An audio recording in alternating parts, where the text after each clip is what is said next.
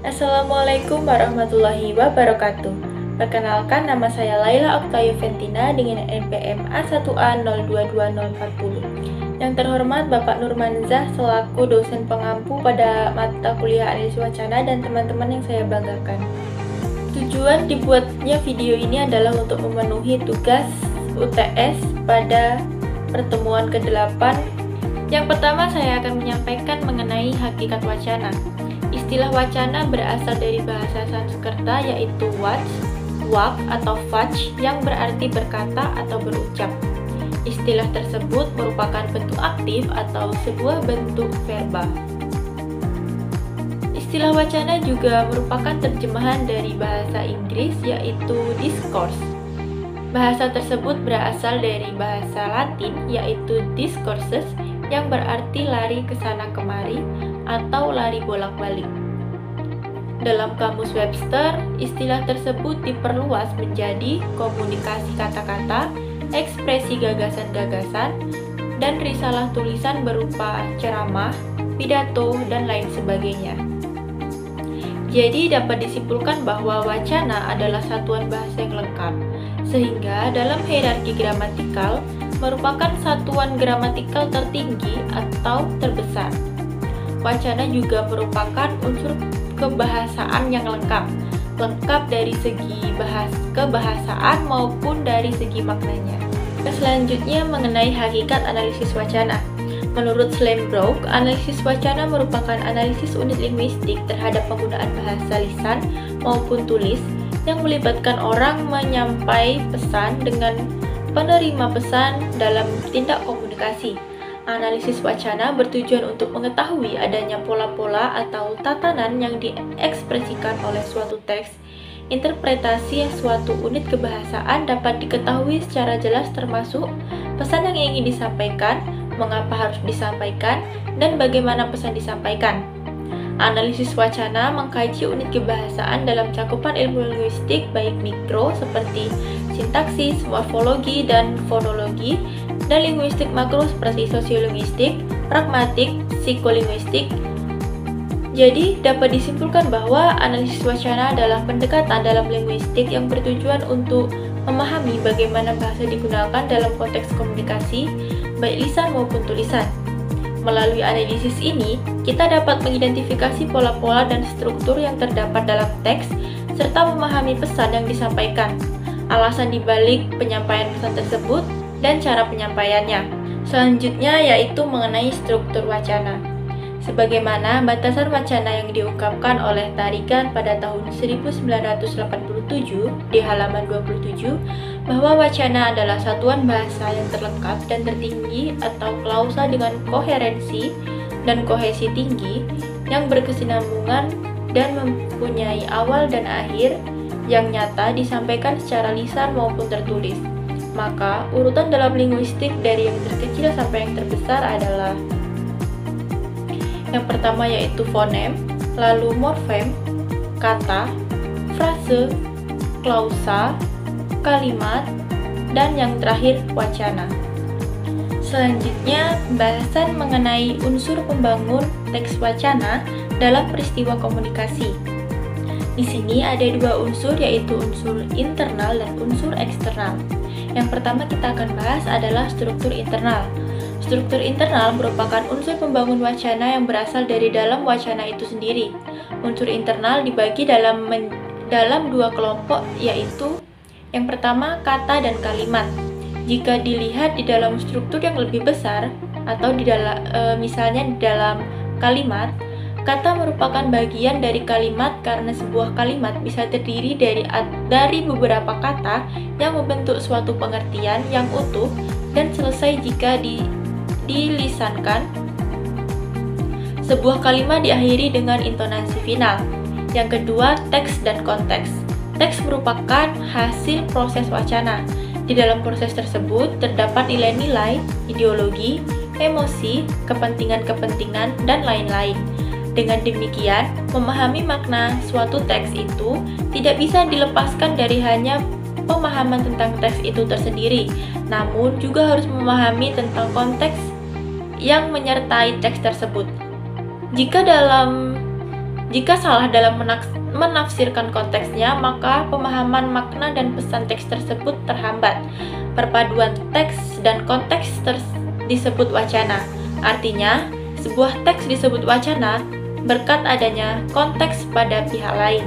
Yang selanjutnya adalah unsur eksternal. Unsur eksternal atau unsur luar wacana adalah sesuatu yang menjadi bagian wacana namun tidak tampak eksplisit. Sesuatu itu berada di luar satuan lingual wacana. Kehadirannya berfungsi sebagai pelengkap keutuhan wacana. Unsur-unsur eksternal ini terdiri atas implikatur, presuposisi, referensi, inferensi, dan konteks. Implikatur adalah ujaran yang menyiratkan sesuatu yang berbeda dengan yang sebenarnya diucapkan. Sesuatu yang berbeda tersebut adalah maksud pembicara yang dikemukakan secara eksplisit. Dengan kata lain, implikatur adalah maksud, keinginan, atau ungkapan-ungkapan hati yang tersembunyi. Selanjutnya ada preposisi. Istilah preposisi adalah perkiraan, persangkaan, atau rujukan. Dengan kata lain, presuposisi adalah anggapan dasar atau penyimpulan dasar mengenai konteks dan situasi berbahasa yang membantu bentuk bahasa menjadi bermakna bagi pendengar atau pembicara. Yang ketiga, referensi. Referensi adalah hubungan antar kata dengan benda seperti orang, tumbuhan, buku, dan sesuatu lainnya yang dirujukkannya. Referensi merupakan perilaku pembicara atau penulis. Inferensi. Inferensi berarti kesimpulan. Dalam bidang wacana, inferensi berarti sebagai proses yang harus dilakukan pembaca untuk memahami makna yang secara harfiah tidak terdapat di dalam wacana yang diungkapkan oleh pembicara atau penulis. Yang terakhir adalah konteks. Konteks berarti yang berkenaan dengan teks, yakni benda-benda atau hal-hal yang ikut bersama teks dan menjadi kesatuan. Menurut Brown dan Yulo tahun 1983, konteks adalah lingkungan atau environment atau keadaan tempat bahasa digunakan. Dapat pula dikatakan bahwa konteks adalah lingkungan teks. Di samping istilah konteks dalam Hasanah Istilah Linguistik Indonesia, juga digunakan istilah lingkungan. Lingkungan yang sama mempunyai makna yang berbeda karena konteks yang berbeda. Selanjutnya kita akan membahas jenis wacana sebagai sumber analisis. Klasifikasi diperlukan untuk memahami, mengurai, dan menganalisis wacana secara tepat. Ketika analisis dilakukan, perlu diketahui terlebih dahulu jenis wacana yang dihadapi. Jenis-jenis wacana berdasarkan pendapat Mulyana tahun 2005 dapat diklasifikasikan sebagai berikut. Yang pertama berdasarkan jumlah penutur. Ada wacana monolog. Wacana monolog adalah jenis wacana yang dituturkan oleh satu orang. Umumnya, wacana monolog tidak menghendaki dan menyediakan alokasi waktu terhadap respon pendengar atau pembacanya. Penuturnya bersifat satu arah, yaitu dari pihak penutur. Berbeda beberapa bentuk wacana monolog antara lain adalah pidato, pembacaan puisi, khotbah Jumat, pembacaan berita, dan lain sebagainya. Yang kedua ada wacana dialog. Wacana dialog adalah bentuk komunikasi yang melibatkan interaksi antara dua atau lebih pihak yang terlibat dalam percakapan atau diskusi. Dialog ini dapat terjadi secara lisan maupun tertulis, dan penting dalam konteks wacana karena mencerminkan bagaimana bahasa digunakan untuk bernegosiasi, bertukar ide, membangun pemahaman bersama, atau menyelesaikan konflik. Klasifikasi yang kedua yaitu berdasarkan media penyampaian. Yang pertama ada wacana tulis. Wacana tulis atau written discourse adalah jenis wacana yang disampaikan melalui tulisan. Sampai saat ini, tulisan masih merupakan media yang sangat efektif dan efisien untuk menyampaikan berbagai gagasan, wawasan, ilmu pengetahuan, atau apapun yang dapat mewakili kreativitas manusia. Wacana tulis sering dianggap sama dengan teks atau naskah. Di dalam kajian wacana, teks atau naskah kurang diperhatikan dan kedudukannya sering dianggap hanya berkaitan dengan huruf atau grafem. Padahal, gambar, tabel, lukisan, dan ilustrasi lainnya juga menjadi bagian dari wacana tulis karena wacana dapat diwujudkan dalam bentuk kata, kalimat, paragraf, dan karangan utuh yang berisikan amanat yang lengkap. Menurut Krida Laksana tahun 1984. Contohnya seperti artikel, surat, novel, karya ilmiah, poster, dan lain sebagainya. Yang kedua ada wacana lisan.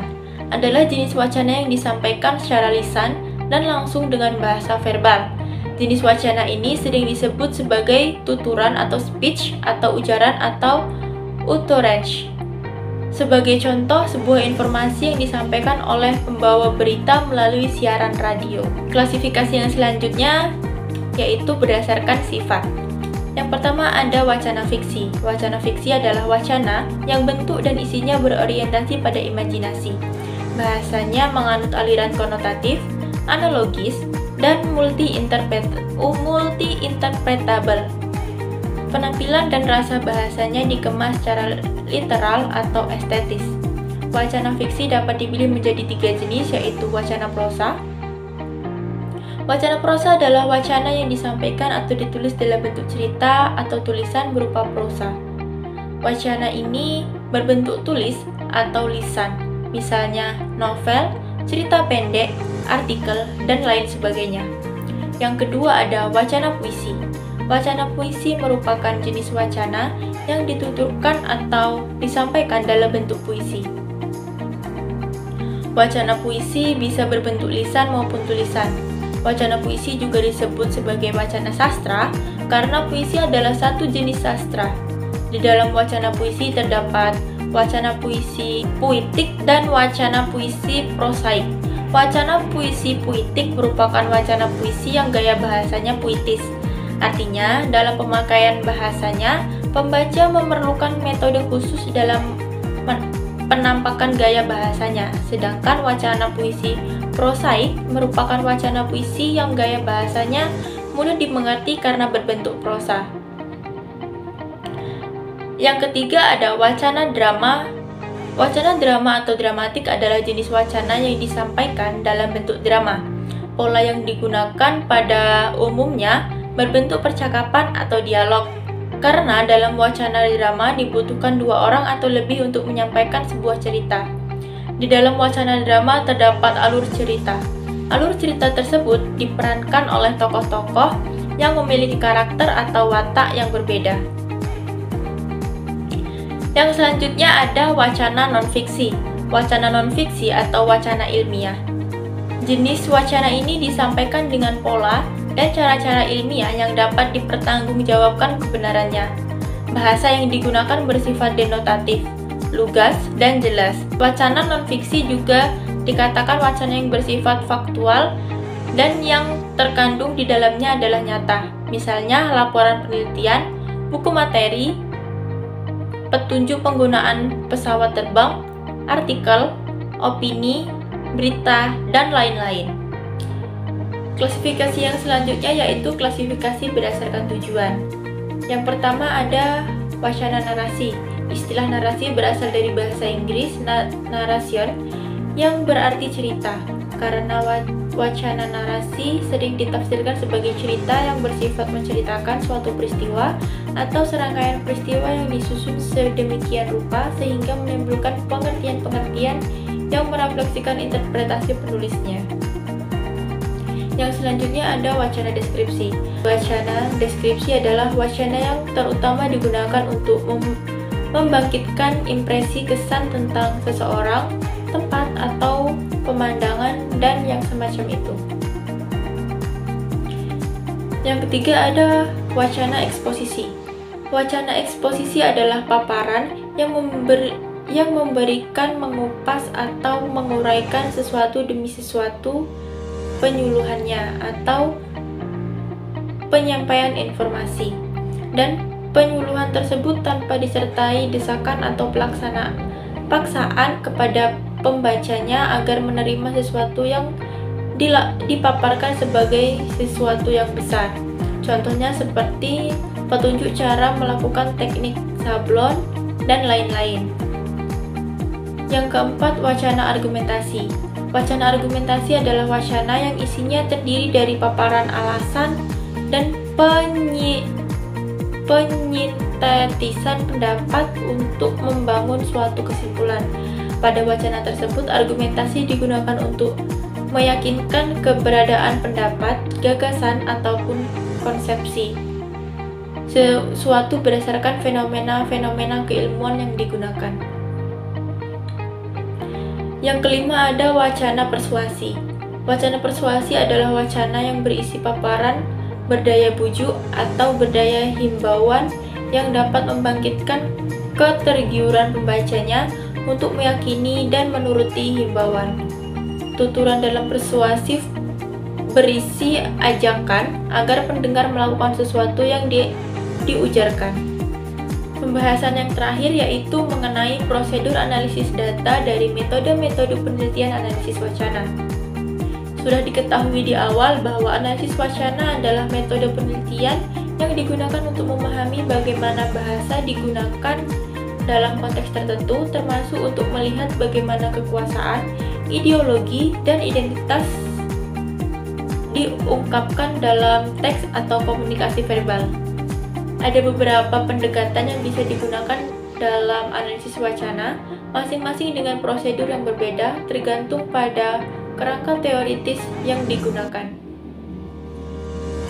Berikut adalah beberapa prosedur umum dari analisis data untuk beberapa metode penelitian analisis wacana. Yang pertama ada analisis wacana kritis atau AWK. Analisis wacana kritis berfokus pada bagaimana bahasa mencerminkan dan membentuk kekuasaan serta ideologi dalam masyarakat. Prosedur yang biasa digunakan, yang pertama, identifikasi dan pengumpulan data dilakukan dengan mengumpulkan teks yang relevan, bisa berupa dokumen tertulis, transkrip percakapan, media sosial, berita, dan lain-lain. Yang kedua ada analisis konteks, bisa diambil dari mempelajari konteks sosial, politik, dan budaya dari teks yang sedang dianalisis. Lihat siapa yang berbicara kepada siapa dan dalam situasi apa. Yang ketiga ada analisis makro atau struktur sosial. Identifikasi struktur sosial, kekuasaan, atau ideologi yang bisa tercermin dalam teks tersebut.